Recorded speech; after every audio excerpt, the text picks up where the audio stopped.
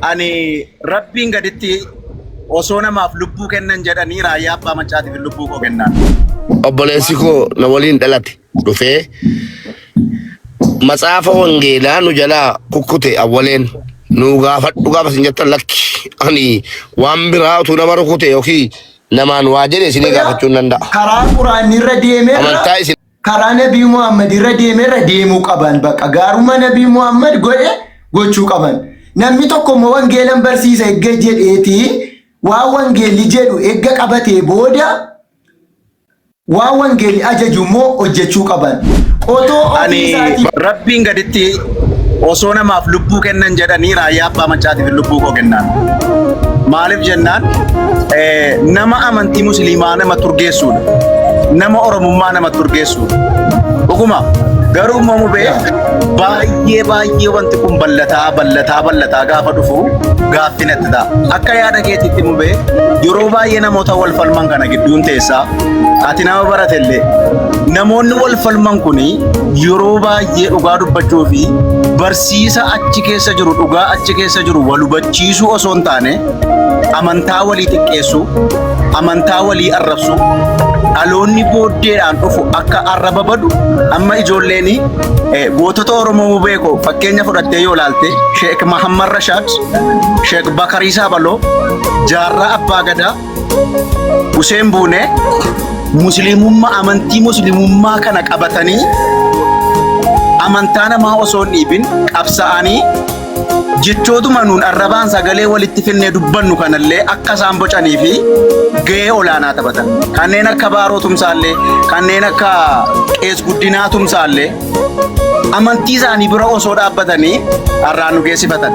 Garuu immoo dhaloonni kun mabe yeroo baay'ee falmii gudduu sababa teessuuf yaada kana sii kaasee namni yaadaan sa'aatii kanatti wal mo'aa jiru hin jiru. Namni ilaalcha yaadaan wal mo'aa jiru hin jiru. Inni sheekii, inni ustaazii, inni qeesii, inni wangeelaawwii dhugaa jiru wal hubachiisuu osoo hin taane wal arrabsu, walitti duulu, kabaja walii buusu. Kun immoo Oromoo gidduutti tokkoffaa sabni amantiidhaan adda adda ba'e dhuguman sitti maa sabni amantii wal lolee Oromummaatti tokko hin taane yaadu. Sabni amantii walitti bu'e sabni amantiin adda adda cabee karaa biraa walitti dhufe yaadu akka kun. Garuu immoo amma maaltu ta'e hundumtuu Oromummaa dhiisee wal hubachiisuu dhiise. jedheen amana. Hin barsiisu. Inni wangeela lallabaa, inni quraanaa fadhiisa lallabu quraanaa fadhiisa. Abbaan barbaade namni humnaan hin amansiifaminidha. Gaaftati balaaleffattu yoo garee shahaadaa fakkeenyaaf an akka muslimaatti humnaan nama dirqiidhaan sodaachisee asallamsiisa ta'ee duraan dhaabadha. Amantiin dirqiin jiru gatii ta'eef. Atis immoo gaafa amantaanii wangeelaa humnaan namatti lallabu humnaan intalaadhu gara wangeelaatti geessu yoo argite dubbii fi daawwanta akkanaa hin ta'u jettee dura dhaabatta jechuudha. Amma immoo walumaa galatti gadi baatee dura dhaabachuun immoo xiqqoo ni jabaata. Nukkoo nu amanneeyyii keessa jirraa, amannee wajjin jirraa, amannee waliin jirra miti. Fakkeenyaaf akka islaamaatti anis islaamaa amantaan kun muslima. Waan jarri na gorsan waan karaan dhugaa rabbiin malee hin jiru jedhee tamanii deemaa jira. Lakkeettee ati immoo karaan dhugaa Yesuusiin malee hin jiru jettee tamantee deemaa jirta.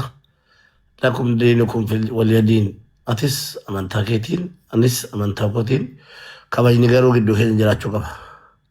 Kabajni yeroo siin jedhu tokkoffaan sararri diimaan har'a tuni amantaa ati itti amantu si jalaa tuqee si jalaa rabsee har'a teessee na wajjin naasoftu an taa'ee si wajjin naasoo jechuudha. Dogoggoroota darban irraa namni waa baratuu qaba. Dogoggorri ilma namaa ta'ee kan hin dogoggorre tokko biyya lafaarra hin jiru. Tokkittiin tokko wala qeesii, wala sheekii, wala adima. Ilmi namaa dogoggora qalma namaati waan ta'eef. Ilma namaa ta'ee kan hin dogoggorre jiru dogoggora darbeerraan barata. Amma qeeqasitti ka'e kaleessa.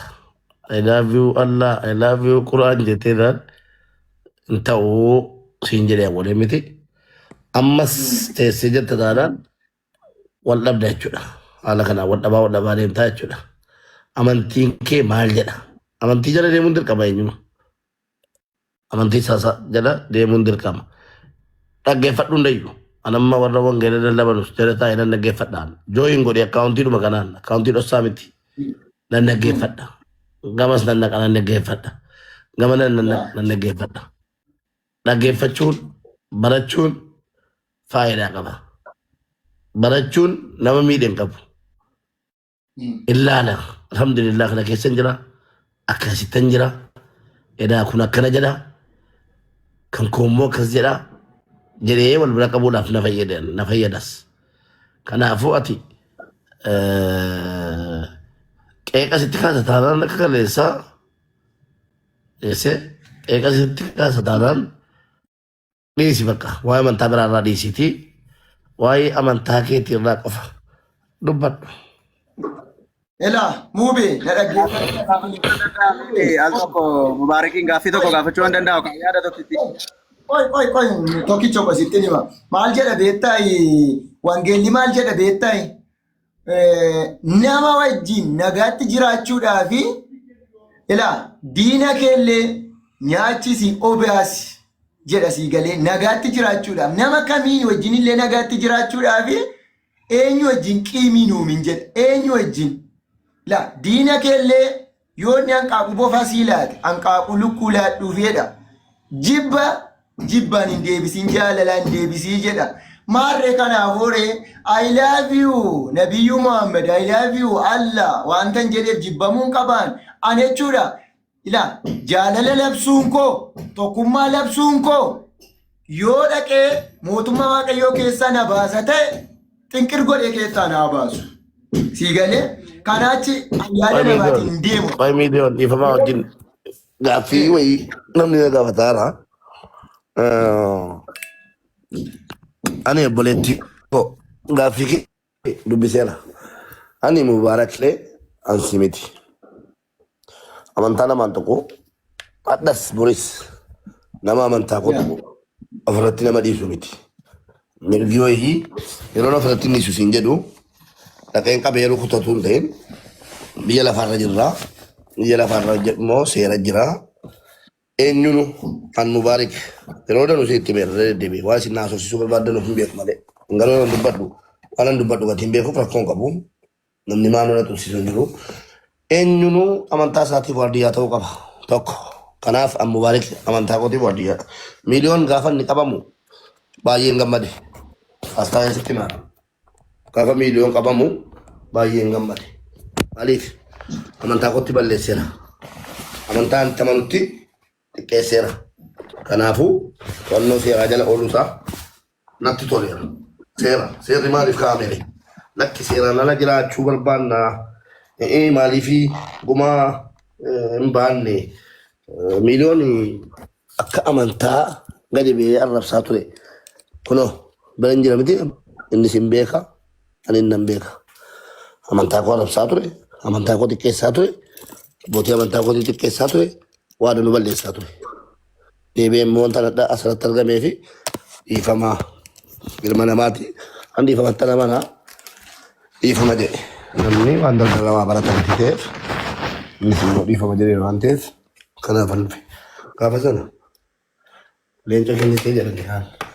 Eeyyee miiliyooniin dhageessisuu barbaadanii eeyyee tokkoffaa kabajamuu qaba.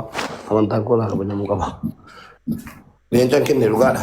Leenca isa guddaan kenne iyyuu kanan kennetti. Sababni isaa miiliyoon aduu akkasitti yaadde sana miiliyoon aduu miiliyoon miidhamu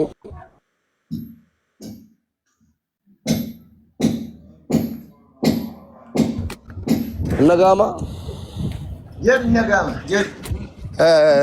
du'atti nama nu'an du'atti nama nu hadhas ilmi namaa induinii fanga namaaf galgala taa'ee afaan banaa oola tun ilmi namaa aduu jaalladha ta'e immaa silaa meeqaa dhuftee himattee hin baraaramtu du'arra guyyaatti dhuftee mataa ol taa'am guyyaatti amantaa kiristaanaas ta'e amantaa islaamaas ta'e amantaa pirootestaantii abbaa barbaade jechuudha dhufee taa'ee Mubaarak duufanii Mubarakin biraa sheer naa godhaa naagaa.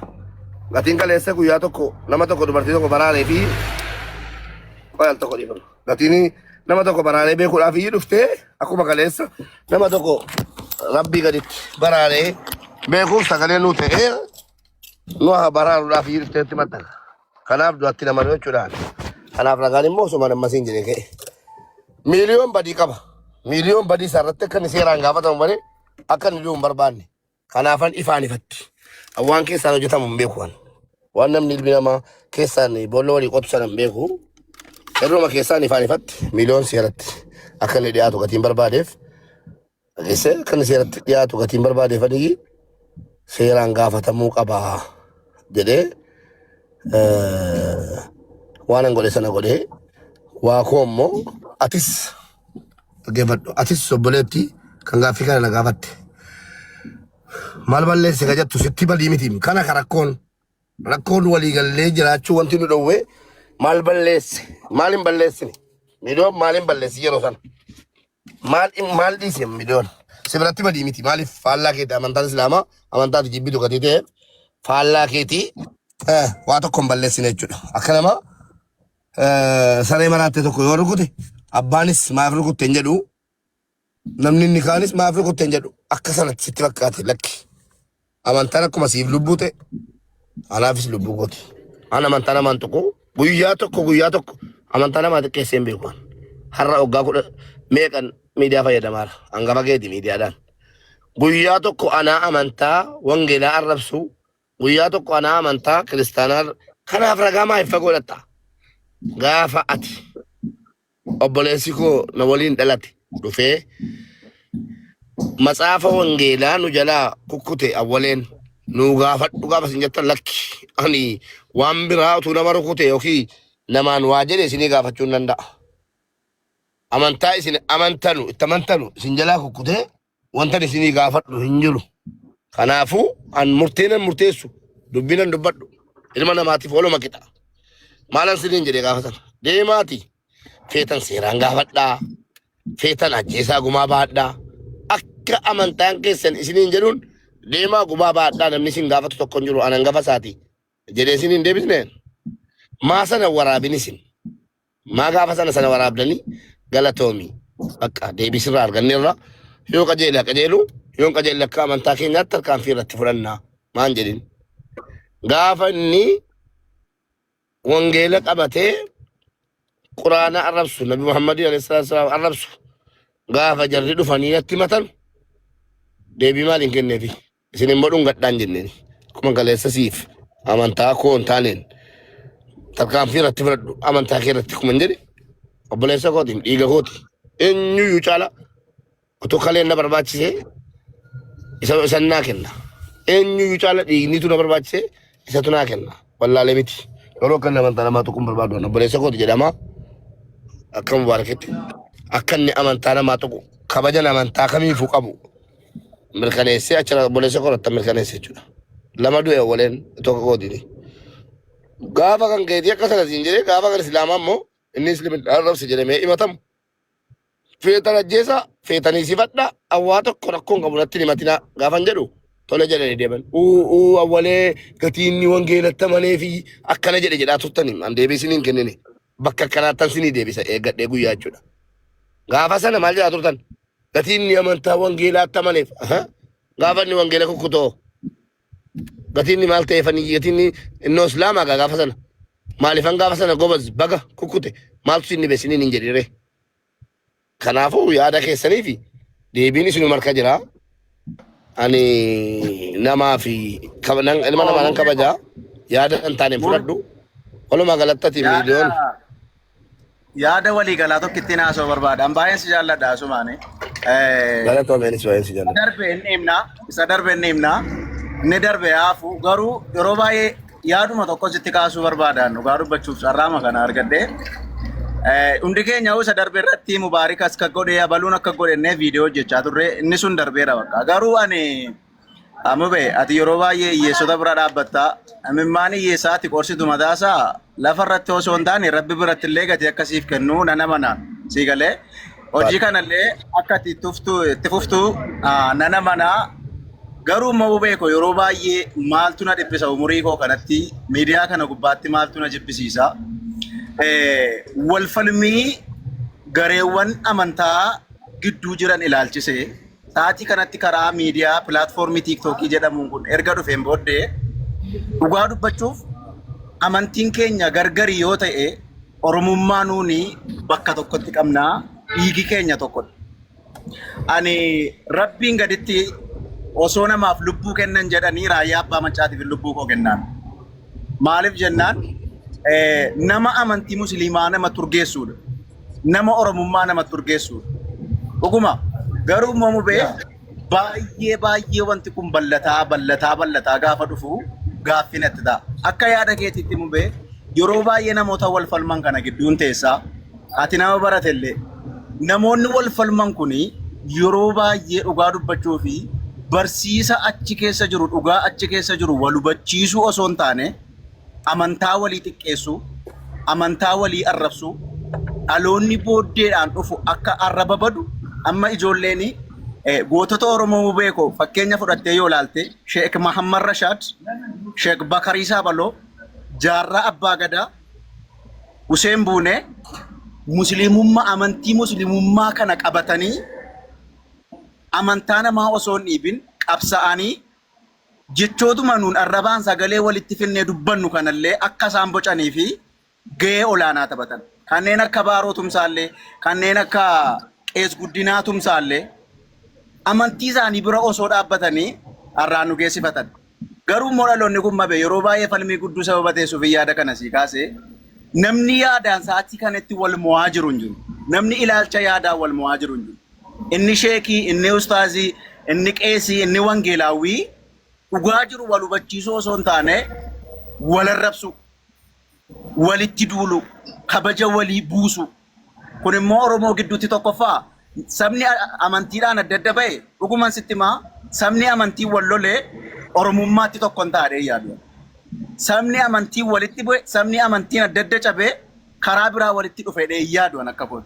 Garuu immoo amma maaltu ta'e hundumtuu Oromummaa dhiisee wal hubachiisuu dhiisee inni xiqqaan inni dheengadda musliima ta'e inni har'a kiristaana ta'e quraan akka jedha abaluun akkasi jedhee amantaa musliimaa akka addunyaatti miiliyoona meeqa tordofa amantaa kiristaanaa miiliyoona meeqa tordofa saayikolojiin nama baay'ee xiinsammuun nama baay'ee inni guddaan inni jaarsaan akka ittiin saayikolojiin isaa gaddaa deema.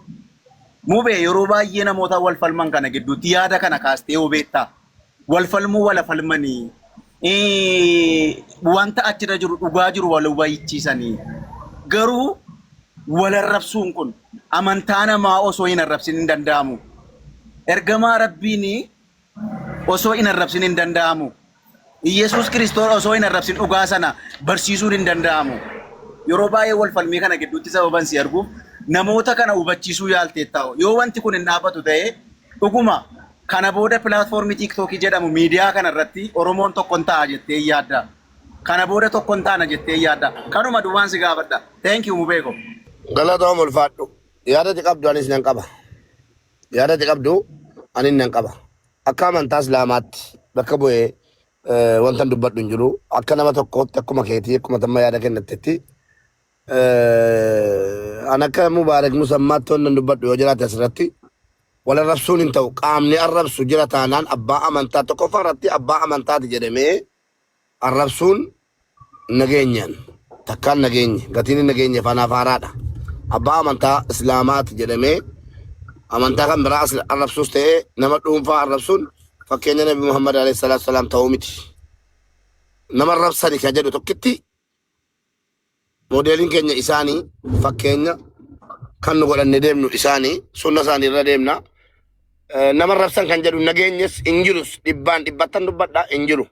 Kanaafuu an abbaa amantaa Islaamaan bakka bu'a jedhee namni Yesuusin arrabsu abbaa amantaan Islaamaan bakka bu'a jedhee kan amantaa biraa arrabsu na amani dogoggoreera. Waraabadhaa biraan gaa abbaa barbaadeetu.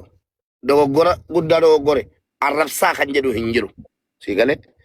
Kanaafuu waliin falmuu jaraa ani akka nama tokkootti nan deeggara. Waliin haasa'uu maal beekama wal amansiisuu danda'u.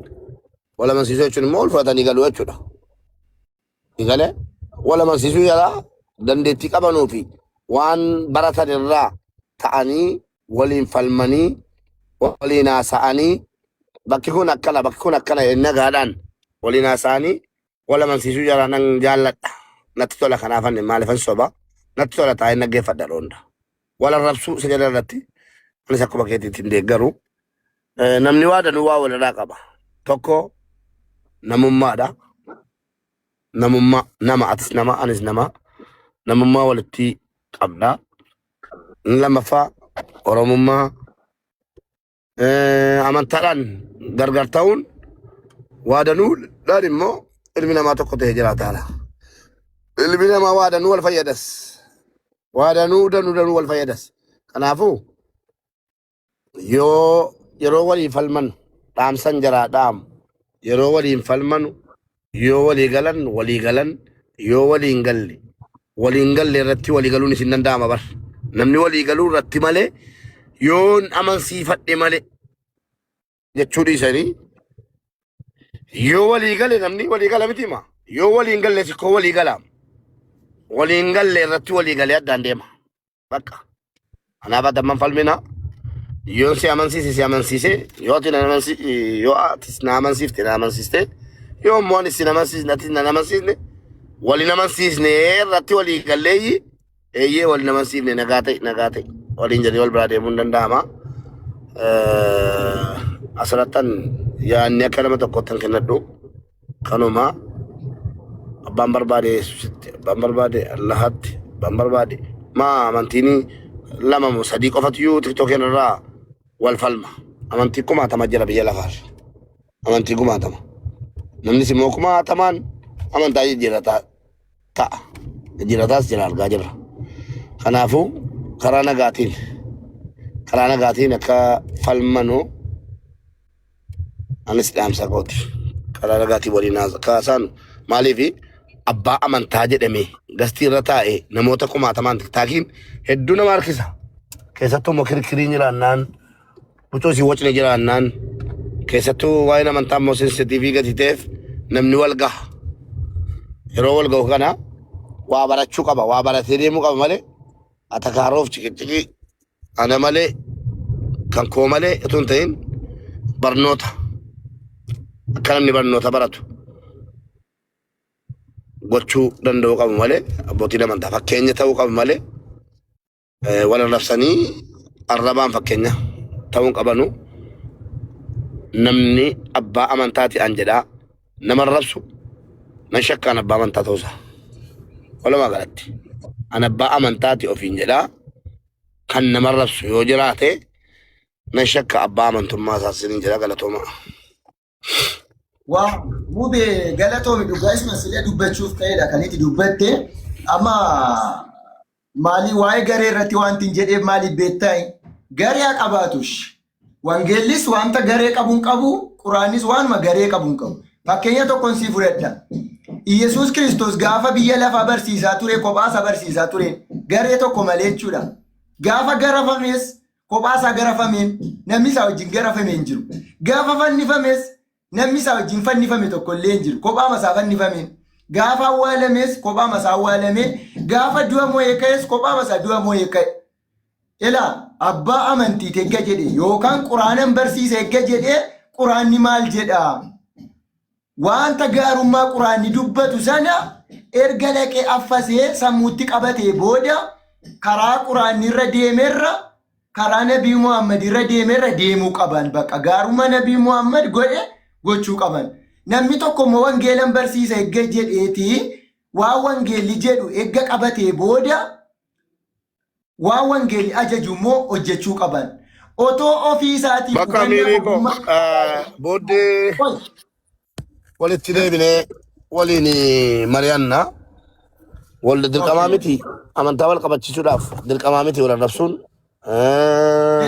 amantaa adda addaa ta'aniif wal arrabsuu wal qeequu wal filaachuun gaarii miti nagaadhumaan karaa nagaatiin karuma nagaatiin kun ola amma wanta miidhamee hin jiru sibira dhufee wannan sibira dhufee fi maaliif akka ta'e garuu hubachuu qabda gaafati amantaa koo xiqqeessitu akka xixiqqaattu hin barbaade gaafati immoo dhiistee amantaa xiqqeessuu keessaa amantaa koo xiqqeessuu keessaa baatee amantaa koo naa kabaju kunoo anis amantaa keessifan kabaja kunoo nagaadhaan wajjin jiraataarra wanti uumame hin jiru jechuudha. Maal keessaa maal argama? Nagaa keessaa nagaan argama. Nagaa keessa nagaa barbaada malee namni dubbii keessa nagaan barbaadu. Akka uummatti jirtutti fi namni maaliif hidhattee tamantee maaf dhugattee deemtee maaf akkas taate siin jedhu jira taanaan isa isuma wajjin fixadhu. An akka lama tokkotti amantaa barbaade amanu namni kuni intanaa kooti miti biizinasa kooti miti. Amantaa koo naaf kabajuudha kan koo rakkoon koo. Ammas taanaan warra jala deemtanii waa barreessaa turtan namni amantaa koo xiqqeessu yoon humnatti dhabuu ta'e malee gara barbaadeen akka inni seeraan gaafatamu nan barbaada. Boris akkasuma jechuudha. Boris namni amantaan keessa jiru na jalaa xiqqeessu hin barbaadu. Sababni isaa an Mubaariki an sheekaa miti ani haalimaa miti akka Mubaarikitti hin dubbataara. An namni amantaa koo xiqqeessu natti hin tolu. Amantaa koo xiqqeesses immoo nageenyi inni na wajjin qabaatu hin jiru. Laadnu amantaan itti amanaaru na jalaa xiqqeessaara waan ta'eef. Akkasitti nama badhaan siniin jala galatooma ulfaadhaa siniin jaalladhaa walitti deebina booddee. Bakka eebbifami muubee baay'ees jaalladha baay'insi kabajaan dhugaa nama akka keetii nuufa baay'atuun kana bakka nama akkana barbaanna nuti yeroo kamillee bakka of course ishi yaada kan qabu jira namni bira siifoo yaada qabdaa